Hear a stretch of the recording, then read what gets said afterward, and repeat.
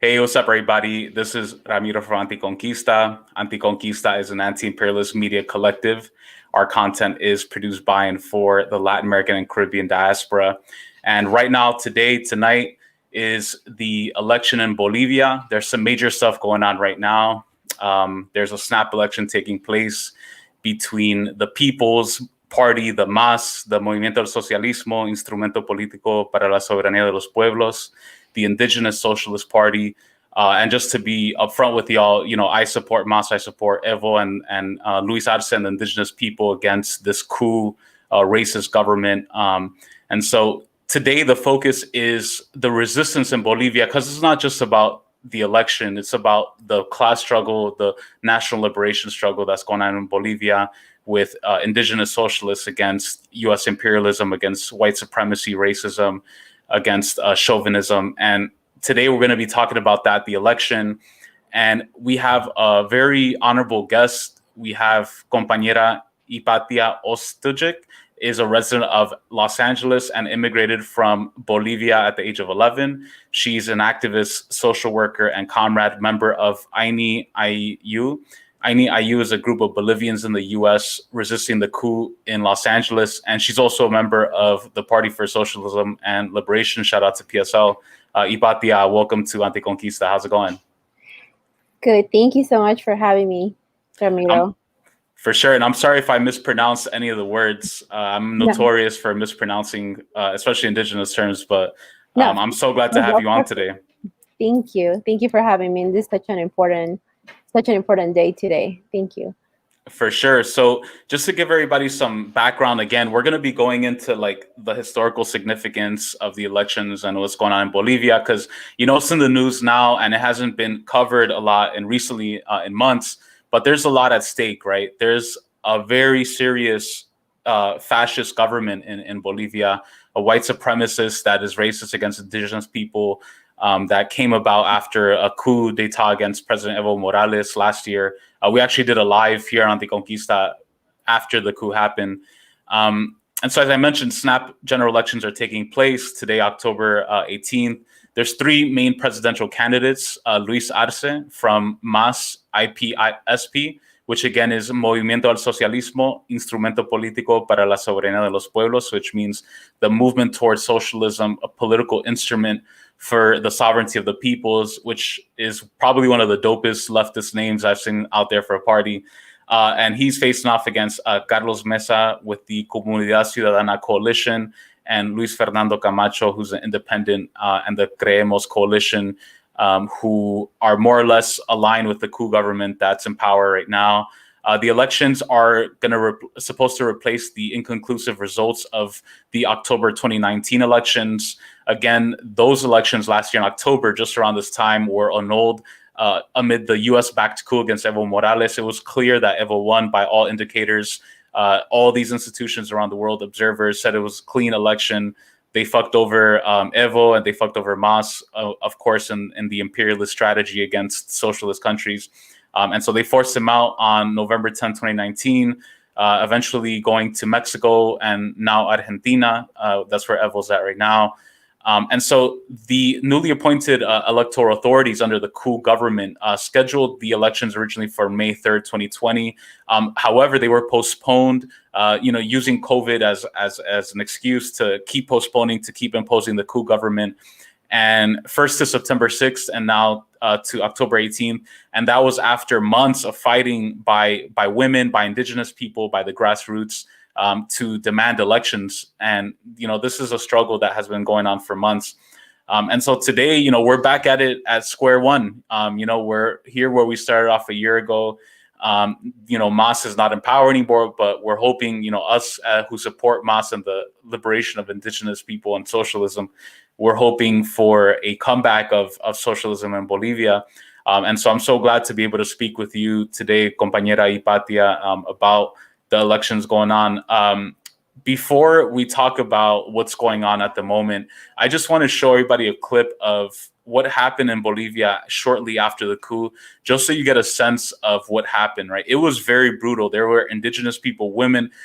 The gender and sexuality aspect is important too, because there was a lot of women who were attacked after this coup d'etat, working class indigenous women, also on the front lines of the resistance against the coup. And so I just want to quickly play a clip for y'all to get a sense of what Bolivia was like around this time last year, a little bit after, but just shortly after the coup.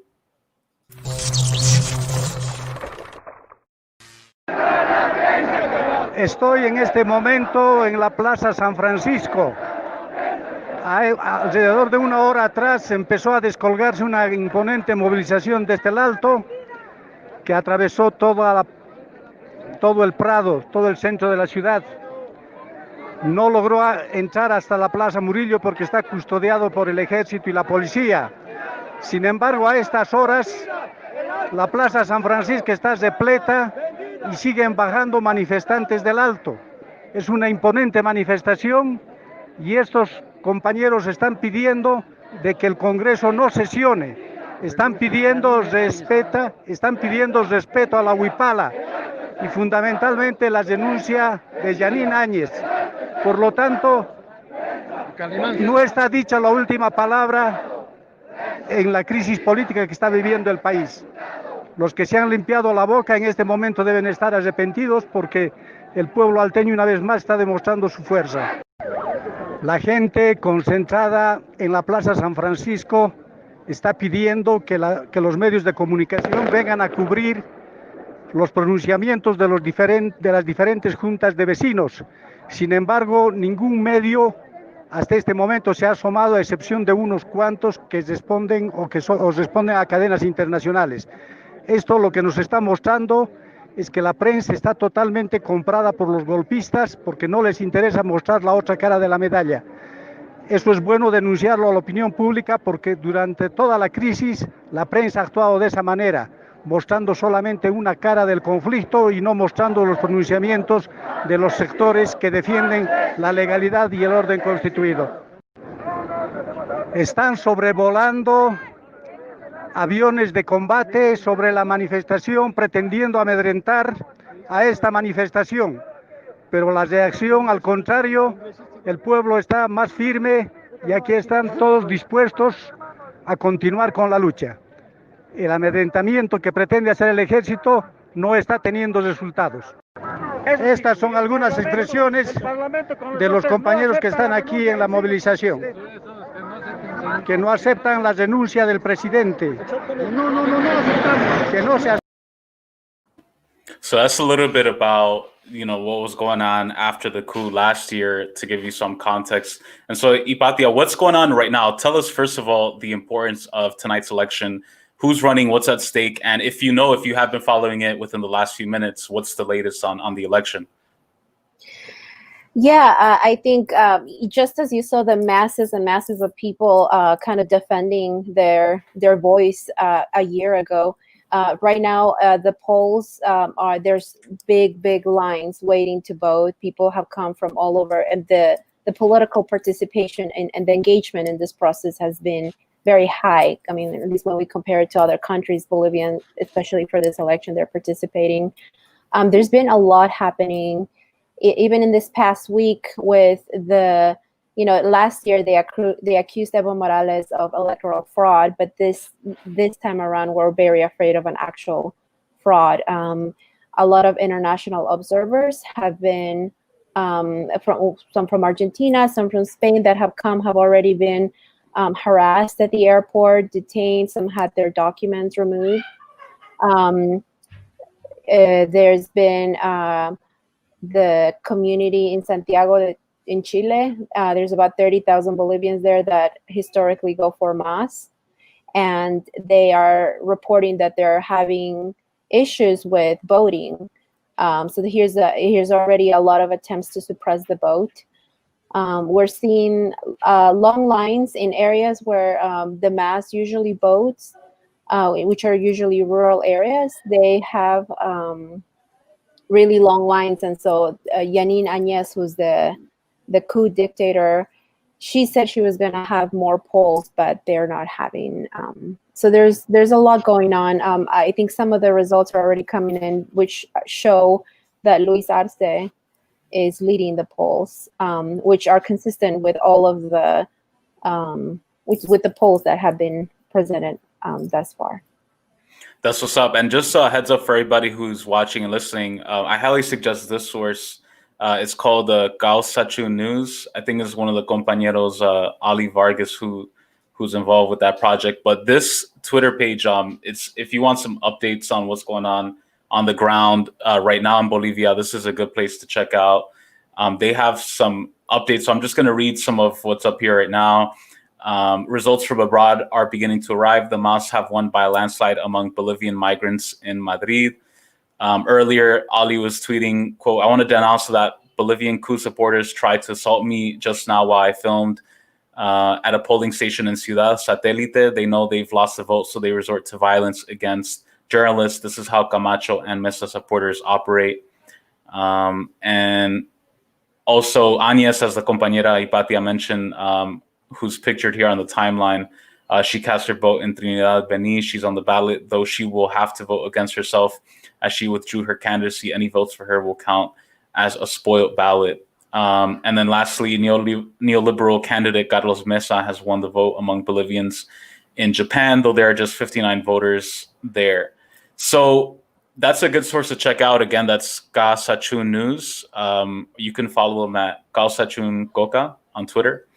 But I think it's important that people also get some background and context as to what has happened in Bolivia, right? Like, there was obviously huge differences under the democratically elected government of President Evo Morales, who came to power, I believe, in 2006 with a promise and a delivery. He delivered on a lot of his promises about dignity for indigenous people. You know, you're talking about a country that has been hardest hit by colonialism, Spanish conquistadores who imposed racism and Western religion on an indigenous, one of the most advanced indigenous societies at that time. And under, you know, before Evo, you had a situation where even though indigenous people were the majority of the country, it's an indigenous majority country, you know, they were treated like second-class, third-class citizens. You had a small group of white criollo elites running the country, a white supremacist state. And under Evo, you know, things changed a lot. And so, compañera Hypatia, I was hoping you can tell us a little bit about what Bolivia was like before Mas came into power with Evo, what it was like during his government, and what it's been like now a year after the coup, or amid the coup, now that Mas has been taken out of power. No, and I appreciate this question so much because so much of the right-wing media, mass media, has been, it's just been presenting a side of the issue that's just not true at all. When I was 11 when I came from Bolivia, so that was before Evo Morales, and the indigenous communities, they were, like you said, treated like second-class citizens. I would equate it to apartheid.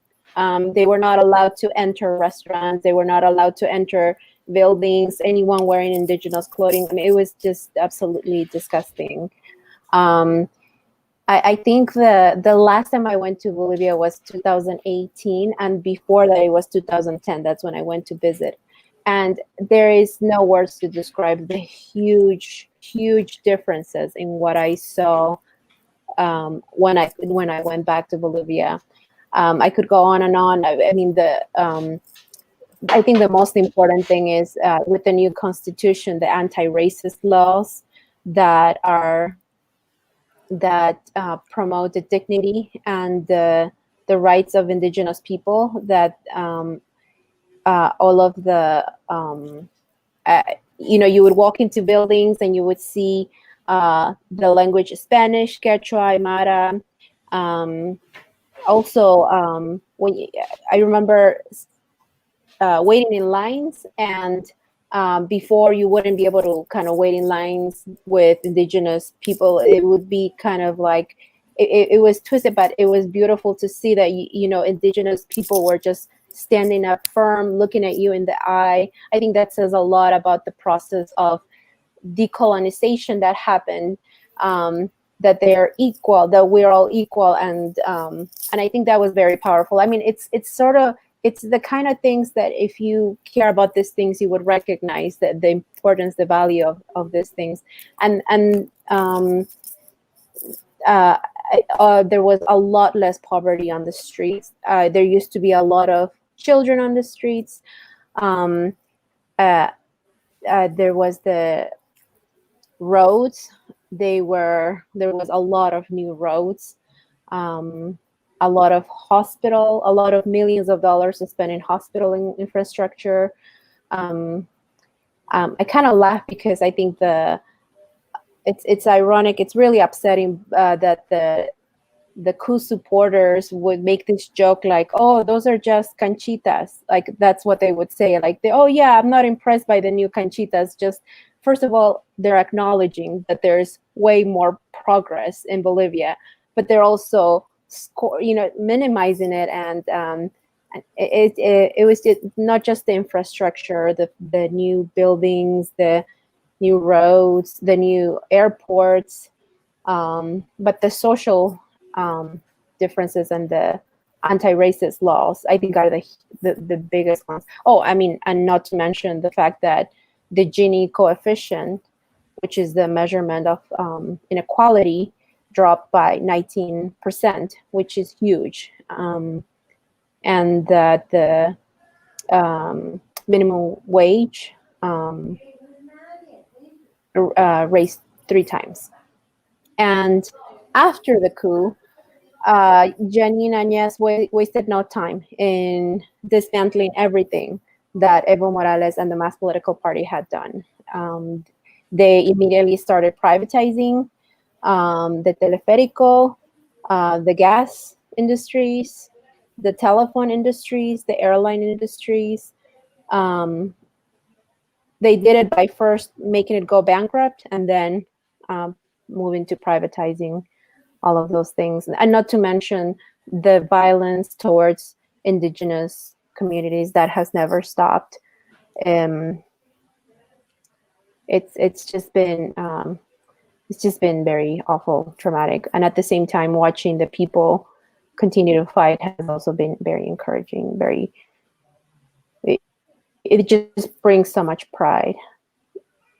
Yeah, it's beautiful because Bolivia, you're talking about a country that a few years ago, before Evo, was one of the poorest in the Western, most impoverished, right, by imperialism in the Western Hemisphere. Like, my family's from Honduras, and right now Honduras is probably the second most impoverished country in the Western Hemisphere after Haiti, and because of imperialism, of course. And Bolivia in the early 2000s was right up there around the same level of poverty as Honduras. And it's amazing to see the ability of scientific socialism led with indigenous guidance, that combination of progress, to see how much was accomplished in Bolivia. I mean, there was a point even where they were developing cars that ran completely like on water or something like that I saw.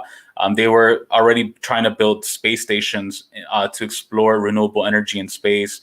In Bolivia, there was the empowerment of indigenous people, indigenous women, and also in the media, because I think, like, in terms of imperialism, it's not just political and economic, although that's the base of oppression for our oppressed nationalities. But another part of it is ideological, and in terms of the media, the images that you get fed. And so even though in a country like Bolivia, as I mentioned earlier, it's majority indigenous, and the majority of the people have indigenous Quechua Aymara roots and other nations, the media representation is all tended to be more white people, tended to be people who are descendants of the colonizers, the conquistadores. And that creates a situation where if you're indigenous, like how you were saying earlier about people who looked indigenous or wore indigenous garb, that they were marginalized and excluded, that reinforces that in society. And so all the norms that are established in that society are more white leaning and more fetishized, like white colonizers. And after Evo came into power and there was indigenous media, women, cholitas wearing like their traditional outfits on TV, and bringing it back to the norm to be like, yo, this is us. Like, this is how we dress. This is, we're not trying to dress like some Western European. We're dressing like how our people have dressed for thousands of years. And I think that's a beautiful thing. And it's one of those aspects of anti-imperialism that doesn't really get focused on a lot, especially by, I think, in the Western left. There's a lot of talk about like indigeneity and which is good, right, in the United States, and this push toward like decolonization.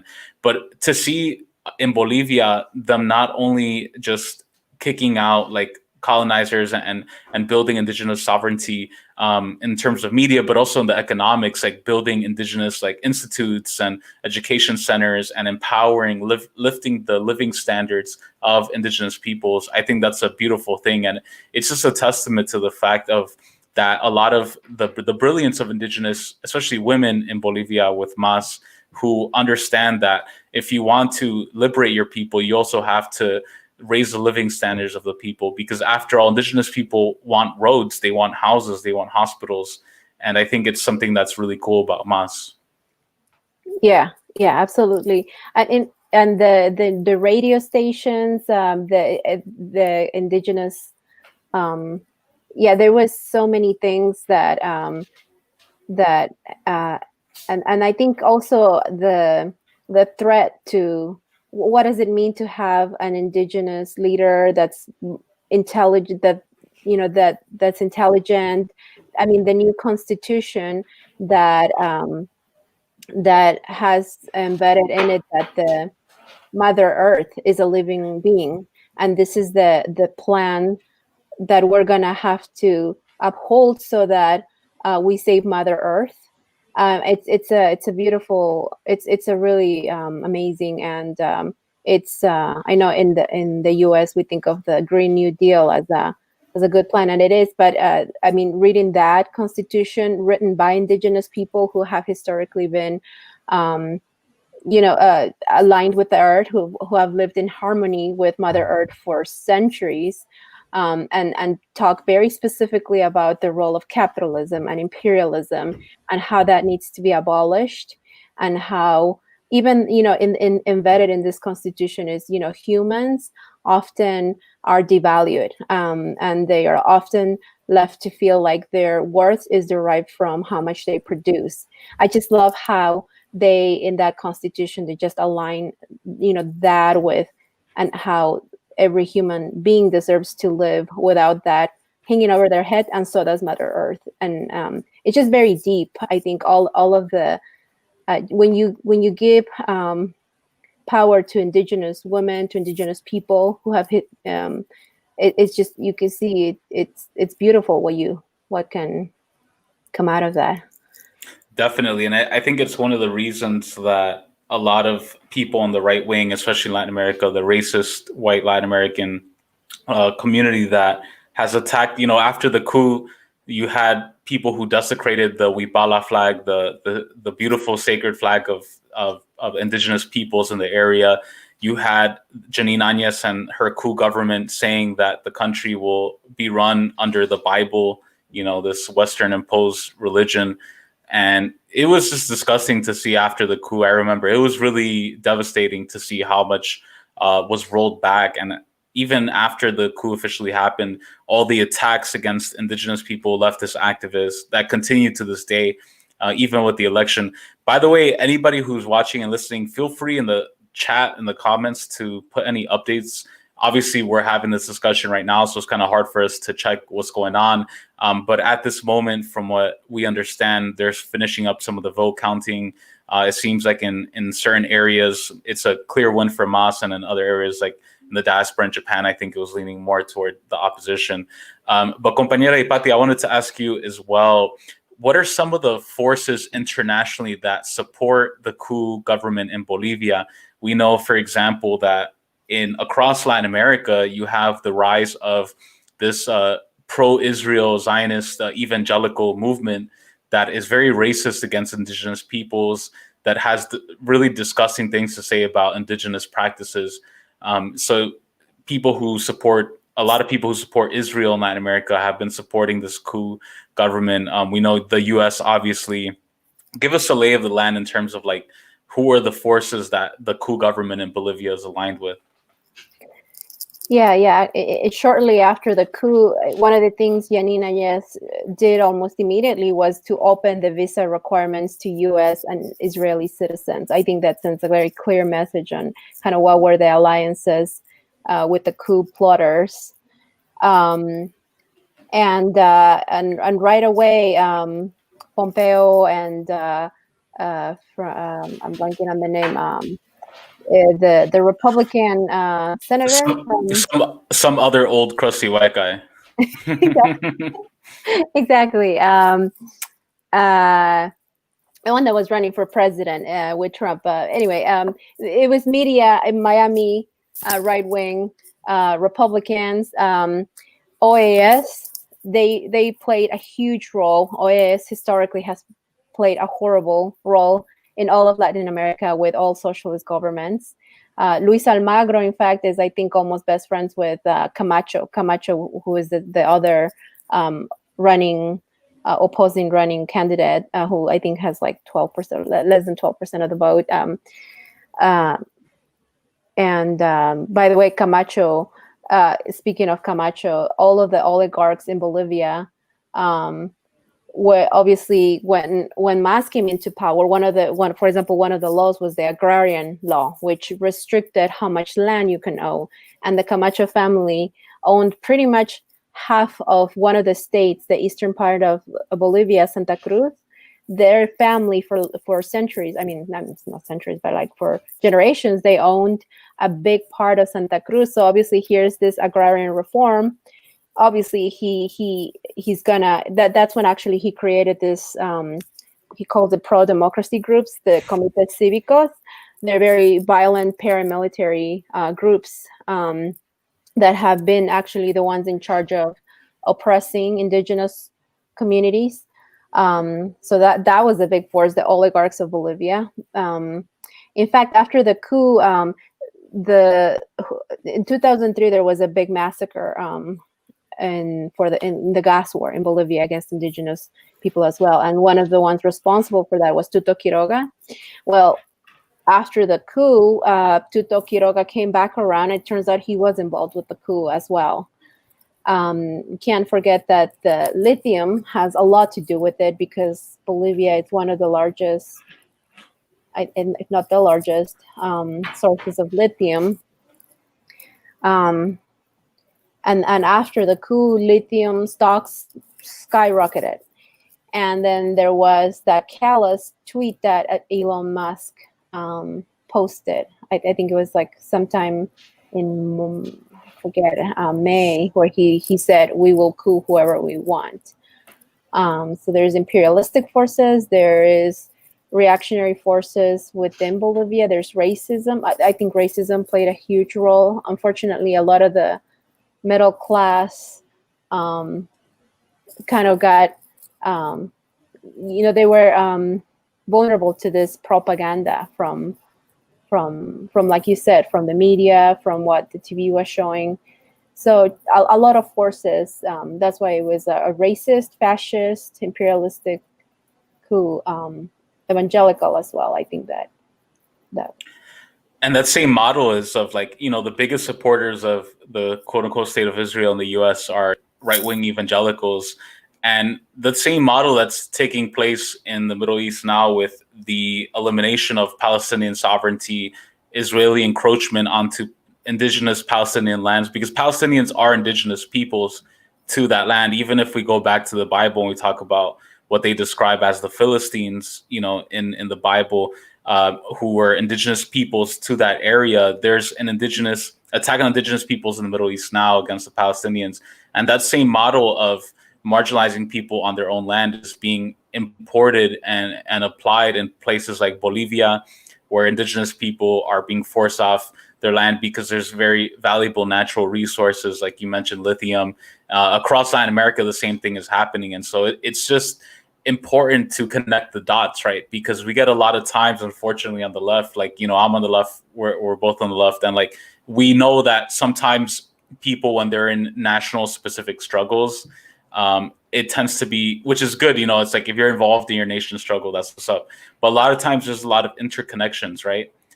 For example, Jeffrey Sachs, who is one of the masterminds of neoliberal policy in Bolivia in the early 2000s, when at a point where they were making it illegal to like collect rainwater and everything was privatized. That same neoliberal model has been imposed in Honduras, where my family's from, where everything is privatized.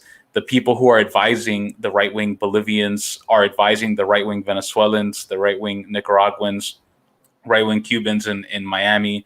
and it's all interconnected. We do have a question from one of the comrades here. Shout out to everybody in the chat, by the way. Shout out to Johnny Lynn. Shout out to Mateus Teixeira. Shout out to Andres Lopez. We know, obviously, that up until today, there has been a lot of attacks against Evo supporters, MAS supporters. What have you heard of within the last day or the last week about attempts to suppress indigenous people, poor people from voting, so that, because obviously, you know, they're going to vote for MAS and the return of their government. What have you heard in terms of like the attacks on voters? I've been trying to keep up with the news recently of, well, I see them not having enough polls as an attack. But there was very recent violent attacks. I mean, there were people that were canvassing. They were holding that, at least within the past week or a couple of weeks, they were burning their tents. This is again by the same paramilitary groups I mentioned before. They're the ones that are behind this. So I remember that quote from one of the international observers when they beat him up. He said, well, if they're doing this to us, we're international observers and we have people that are watching us. Imagine what they're doing to the indigenous people, because at least they're watching us. And I think that says a lot. The violence has been horrible. Speaking of Causation News, they posted a mini documentary, I think about 4 months ago, that described all of the violence from the paramilitary groups since the coup. That I think they posted that I don't know if it's in their Facebook, but I think that was a really good, it's a really good source of information. Yeah, they have some good reporting. I think this may be one of the things we were talking about, the Bolivia's Comités Cívicos for soldiers of the U.S.-backed coup. Yes. Everybody should go check that out. That looks like a really interesting thing because it's also connected to that whole concept of like private prisons, of like the rise of paramilitary groups all over Latin America, these huge mercenary armies that are going around and attacking leftists. We see that happening in Haiti. We see that happening in Colombia. We see that happening in Honduras. And they're trying to impose that same model. So everybody should go check that out. And also shout out to one of the compañeras in the chat, Julia Hypatia, is representing our Ayni Allyu group. Please support us on our Facebook pages if you would like to make a donation to support Native Indigenous people on the front line in Bolivia. Cash App, Ayni Allyu Solidarity. Why don't you tell us a little bit about your group, actually? I think people would love to hear about that. Yeah, we actually kind of came together organically after the coup because there was a lot of Bolivians in LA were very misinformed and were actually spreading a lot of misinformation that supported I think the fact that there was unprocessed racism had a lot to do with that. But when there were protests, then we kind of came together. We're women, and we just came together to kind of try to figure out what we can do as women to support those that are in the front lines back home in Bolivia. And we've done things like protest in front of CNN along with other groups. We've done fundraisers for the victims of the massacres that happened shortly after the coup in Sencata and Sacaba. And then most recently, we sent some money to this center called the Wayani Center, which is in Sacaba. And it's this center that is led by this woman called Marisol Coca Calderon. She's a doctor and she's also a youth organizer. And it's a center where victims of the families of the massacre come to get resources. So that's some of the stuff we've done. I mean, I think a big part of it was we felt it was our duty to educate because there was so much misinformation. That video that you showed of what happened, at the beginning, though that video, nobody saw that video. What everybody did see was the video of the reactionaries before the coup, and that was really upsetting to see. Left. I don't think we have mass left media. I mean, that's needless. We have this, thank God. the liberal media was reporting, it was pro-democracy protesters in Bolivia. I'm like, shut the fuck up. Oh my so God. upsetting. It was so, yeah, it was enraging. I think it made us more radical. I think we were, radical before. We were always socialists, but the coup really just traumatized us and made us even more radical and more like, okay, revolutionary. Having a revolutionary attitude is like what we have to do now. It was very traumatic. That's exactly right. And that's why the media is like going back to this concept of imperialism, because it was an imperialist coup. There was a material economic basis for it, but information played such a key role. Like there was so many cases of bots, of these random accounts on Twitter, that were propagating right-wing messages in favor, because there was kind of two sets of protests, right? I think a lot of people, like how you were mentioning, forget, because we only get shown one. Before the election, we had these right-wing protests where a lot of lighter-skinned Bolivians in some of the parts like Santa Cruz, and where it's more like had more of a settler population. And it was kind of like these middle-class petty bourgeois kids who were protesting. They were also attacking indigenous people associated with Mas, but they were portraying them as a pro-democracy uprising. And people in the US ate that shit up. They were like, oh, there's a struggle for democracy against dictatorship. Evo Morales is a dictator, da, da, da. And it's the same bullshit that they did against Venezuela, with the protests that have been going on for years. The same thing in Nicaragua, same thing in the color revolution model, the pro-democracy protest model. And we saw it play out in Bolivia. And it was disgusting to see a lot of people on the so-called left fall for it and be like, oh, well, and it was this cowardice, right? It was kind of like, well, neither Evo nor the protester. And it was just like, so what do you think about like your analysis as a revolutionary, as a leftist, a socialist? Like, what is your analysis of the methods that were used in the coup? Because it was like a hybrid war, right? Yeah, for sure. And not to mention the role that USAID, and it is true. It's like a blueprint. The same coup attempts in Venezuela, in Nicaragua, is very similar. So the role that USAID played, for example, was they had the National Endowment for Democracy, which is like like the CIA, basically. They gave this NGO in the United States, this right-wing Bolivian, I think there was an article that came out recently. It was like millions of dollars so that they would start this campaign, the social media campaign called SOS Bolivia. And I have seen SOS Venezuela. I have seen SOS Nicaragua. It's the same thing. And they're lazy. They're getting lazy now with their yeah, branding. They're not even getting exactly. I don't know what it was. It was an institute, but it was like to make it seem like there's this fake protests that are not really from the masses. They're not really organic, and those are like right there, like in like in your face when So every time I see like international massive protests that are covered by the media, I'm always like but so that played a role. Yeah. Yeah. And what I find interesting too is like my friend Caleb Maupin, who's a journalist reporter. He does some great work. Shout out to my friend Caleb. He's writing a book about the synthetic left that I find really fascinating. This concept of like the subversion, the CIA subversion of the left, right? And using leftism to attack other leftists. And I remember when Evo was president that there was this attempt to divide indigenous people among each other, to be like, indigenous people are opposing Evo Morales, which there was divisions, right? There was disagreements, but they weren't. The tactics have evolved from just like the Pinochet style, put in some old crusty white dude with a military dictatorship.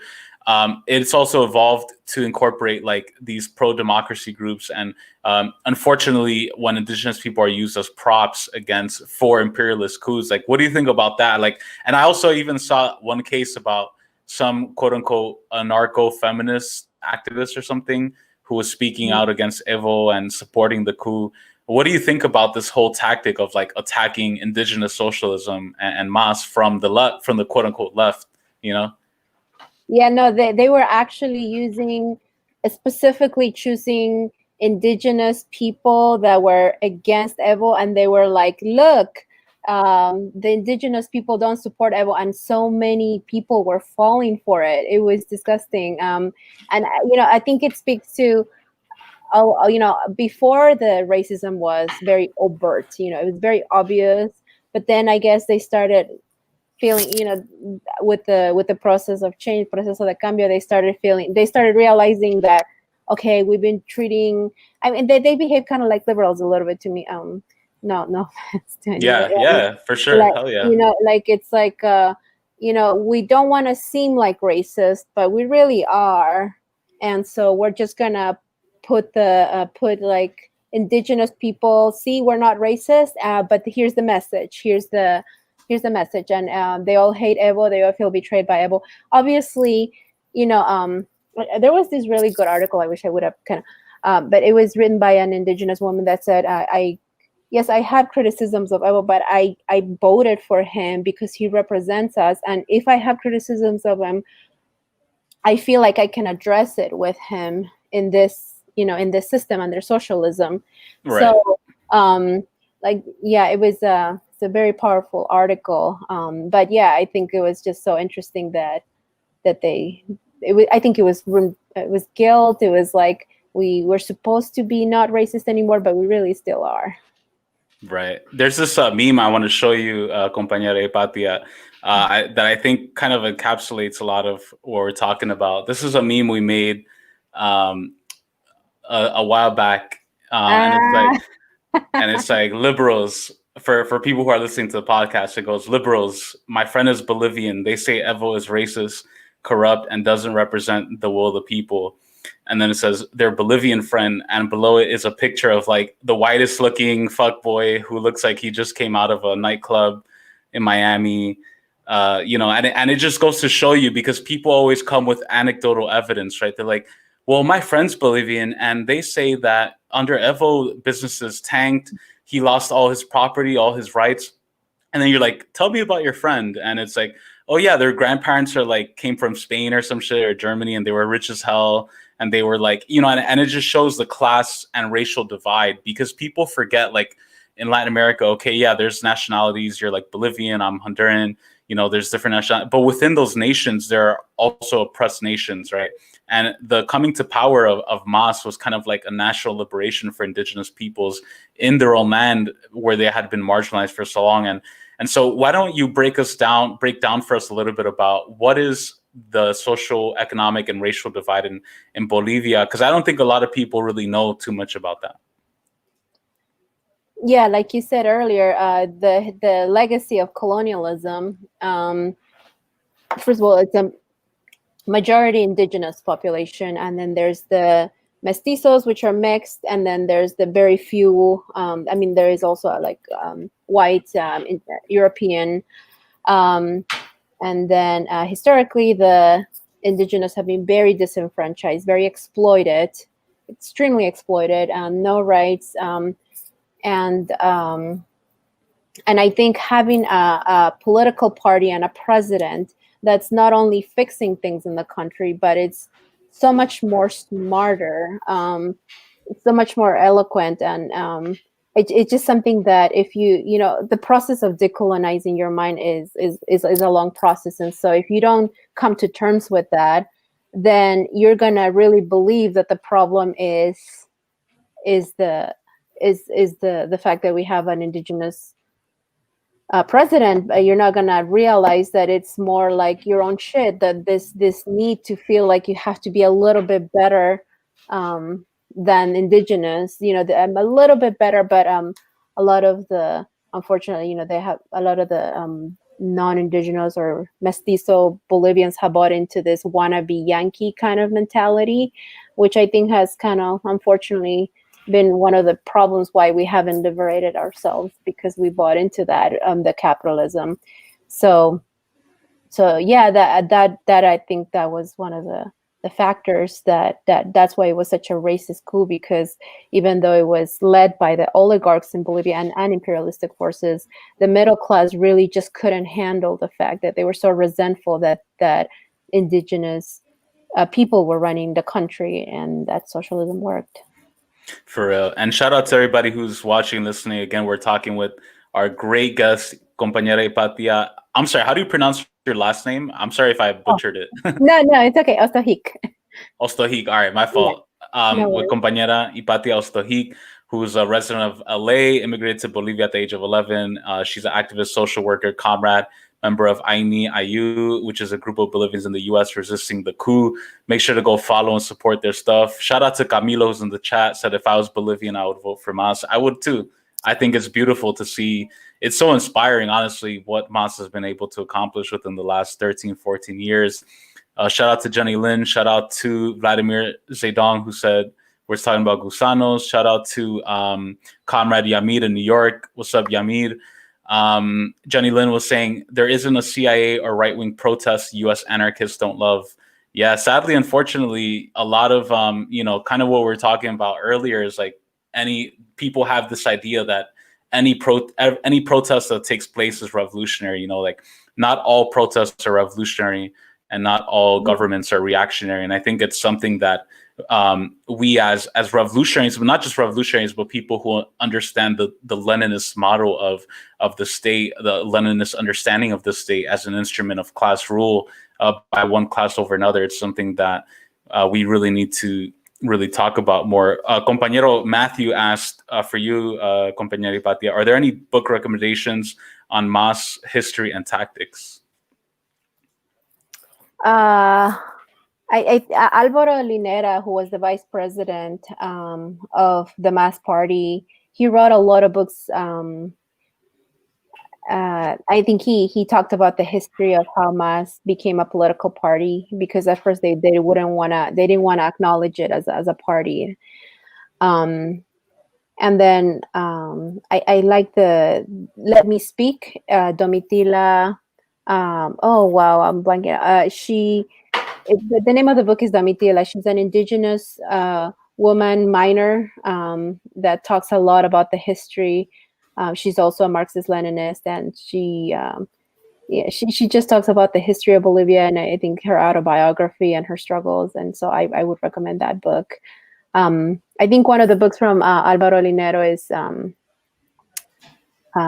Plebeian Power. So yeah. That's what's up. Yeah, his book on I actually read a part of his book about the 100th anniversary of the Russian Revolution that I thought was really beautiful, talking about the need of updating Marxism. And I think that's what is beautiful about a lot of revolutionaries in Bolivia who are part of Mas, who are Marxist-Leninists, is that they adapt, because there's some people who believe that like all Marxism is Eurocentric and is white man, but they were able to fuse like the principles of Marxism with indigenous culture, indigenous society, and not in a mutually exclusive way, but in a way that is adaptable to the Bolivian people, as Bolivian socialism, indigenous socialism. And I think that's something that Linera and Evo don't get enough credit for. And also the women in Mas who have been theorizing about indigenous socialism, even talking about stuff that Jose Carlos Mariátegui in Peru was writing about in the 1920s about indigenous socialism. And so I think it's something that unfortunately gets left out a lot from the mainstream media narrative. And so I know at this point now, the election results or the vote counting is still going on. To be honest with you, I don't think we'll have a solid decision yet within any time soon. Who knows when, if, what kind of stuff is going on. But I wanted to ask you, what do you predict? Obviously, we can't predict exactly what's going to happen in the future, but what do you think is going to happen if each candidate wins? So like, give us a rundown of like, okay, if Luis Arce, who's representing Mas, who's, the Indigenous Socialist Party, if he wins and comes back into power, like, what do you think will happen next? What do you think the opposition will try saying? And vice versa, what do you think will happen if like Carlos Mesa or Camacho wins? Yeah, I mean, if Camacho or Carlos Mesa win, it will only be because of cheating. There's just no way with 5 candidates running, and Mas party running like 40 and over 44% of the vote. I mean, it's just impossible that if they win, it's only because of fraud. That's just Yeah. So, but if they do win, and if there is electoral fraud, the people will be out on the streets again. That's for sure. Historically, Bolivians, especially indigenous movements, social movements, labor movements, they have gone into the streets immediately to defend their voice. So that's what would happen for sure. They would defend until the last moment. Yeah. There's a long history of resistance in Bolivia. Yes. Yeah.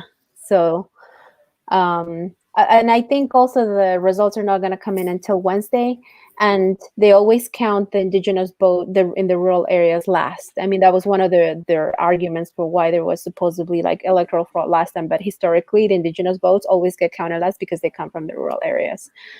And if Lucho Arce wins, I anticipate that there will be some kind of imperialistic or reactionary forces that are going to try to, they're just going to try to say that this is not legit, or OAS is going to Bolivia, which they shouldn't. They have, in the New York Times, Washington Post have published, retracted themselves, and they have said that there was no electoral fraud. So what are they doing back in Bolivia? Well, that's because the OAS, Almagro is friends with Camacho. I mean, they're very close. But I see OAS playing a dirty role in all of this if Luis Arce wins. So, what do you think about, like, I'm curious to know, also as yourself as a revolutionary, someone who is against capitalism and supports, scientific socialism and revolution. If you had, like, if Lucho won tonight, right? If Lucho Arce won tonight and was like, yo, Hypatia, I want you on my cabinet. I want you to advise, like, what's next for MAS? Like, how we're going to mobilize, right? How we're going to prevent another coup from happening. What advice would you give to the leadership of MAS? Oh, wow, that's a really good question. I mean, I think, I when I saw that video of Venezuela with the militias, I think it was 3.9 people defending their revolution, the Bolivarian revolution. That was a beautiful sight. I don't know. I think that's a big one. I have to think about it. But I think kind of like also I think under MAS, Evo Morales built a lot of solidarity with Palestine, with other countries, and they continue to provide this, like, was just this solidarity with other countries, and I'm obviously continuing to build on that is very important.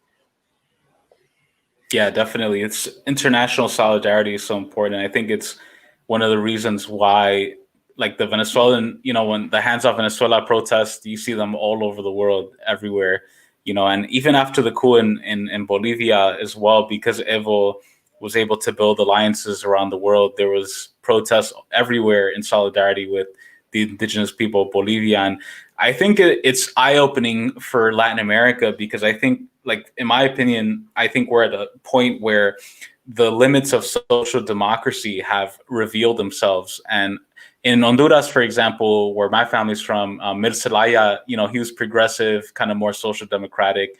He was ousted in a coup in 2009. Similar strategies, the military and all that stuff. But it's interesting because now, like, there's a base of people in Honduras who are very radical, and they're saying, like, we need a revolution. We need an armed, organized uprising against this coup government that's still in place today. And I think across Latin America, because, in the early 2000s, there was kind of like the rise of the pink tide, the quote unquote pink tide, like, and leaders coming in through power through democratic elections, as opposed to, like, armed struggles. In Cuba, 1959, Fidel Castro, Che Guevara, and others came to power through revolution. 1979 as well in Nicaragua with the Sandinista uprising. They also came to power. Obviously, with the collapse of the Soviet Union, that kind of changed things a bit. And so people were forced to go the electoral route. But now we're kind of seeing that even if you follow the rules, you do all the elections, you cooperate, you tell the OAS, come and check out our elections, they're clean and fair, they're still going to fuck with you, right? They're still, no matter what, going to fuck with you. And so I'm curious to know like your thoughts on that. You know, like what's the next ideological jump in terms of like our Latin American people in terms of socialism in Latin America? Being in the belly of the beast, I think I see my role as fighting for socialism here in the United States, because it is the U.S. that is the main reason, this is the biggest force that is driving all of these coup and that's trying to overthrow every single socialist country in Latin America and the world. So right now I see my role in trying to build a revolutionary party here and fight for socialism here, because as the U.S. is the one country in charge of all of the wars, all of the violence, all of the invasions. So if we're cool here, everybody, and that includes the other NATO countries as well. That's such a good point. I think it's a good point because our role is different. Like you said, we're in the belly of the beast, the imperialist beast. If we are able to fight and struggle here and prevent this imperialist government from attacking other nations around the world, I think that would be of tremendous help. And even the stuff that you're doing, compañera Julia's doing, in terms of fundraising back, sending money back to our people in our countries is so important. And I think that's a role that oftentimes gets left out. Like in the Cuban Revolution, we always talk about here in Anticonquista, that there was two types of guerrilleros. There was the guerrilleros who were in and guerrilleras who were in the countryside, you know, fighting with AKs and stuff against Batista. But there was also the comrades who were in the urban areas and the cities who were fundraising, who were like low-key organizing solidarity protests, building alliances.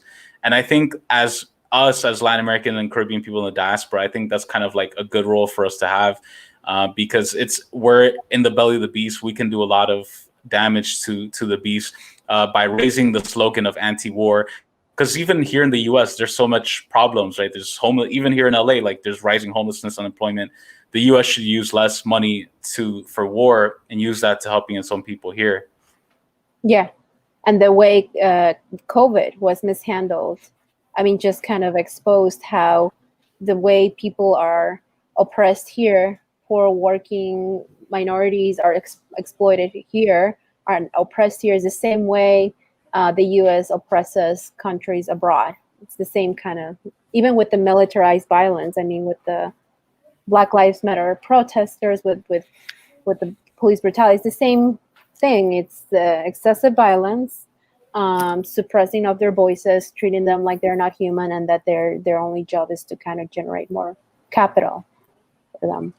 Yeah, exactly. The same prison industrial complex companies, the same weapons manufacturers that are building guns for police in the United States to oppress Black and brown people. Those are the same weapons and tactics that they're using to oppress our people back home in Latin America, to support these coup governments. One thing before we wrap up, and again, thank you so much for joining us. Our followers are loving your commentary. You have some really cool insight. What I wanted to ask you is, how can people who are Bolivian or not Bolivian support moving forward regardless of what happens? How can we make sure that the indigenous people, especially our sisters, our mothers, our aunts in Bolivia, who are the front lines of the struggle against the coup government, how can we support them? And tell us a little bit about the fundraising that you all have been doing. Yeah, please share information, because there's a lot of misinformation, and right now there's just silence. There's media black. We don't know anything about Bolivia. Last year, when it was all over the news, so we need help sharing the information of what's really happening in Bolivia. That's key. The fundraising right now that we have set up is for the people in Sencata and Sacaba, for the Guayani Center, for the victims of the massacres, yeah. I mean, I think we don't know what's going to happen, so we're just trying to kind of do whatever we can to support our brothers or sisters that are at the front line. I feel you. Yeah, who knows? I mean, I'm going to be following it throughout the night. All I've seen is throughout the day that MAS supporters and indigenous people have been fucked with, that polling spots. They've been trying to beat up anyone who they perceive as leftist or voting for Mas. Women have been attacked, and all sorts of stuff are happening abroad. You know, it seems like in certain places, like in Japan or certain wealthier countries, it seems like it's moving more toward the opposition. But in, you know, obviously in the rural, the base of Mas, like in the countryside, you know, there's a lot of people who support Luis Arce Lucho. And so it's, you know, it's yet to be known what's going to happen, but I'm so glad we're able to cover it. Lastly, how can people follow your organization? I also want to make sure we get the correct like spelling and pronunciation. Yeah, it's Ayni Allyu.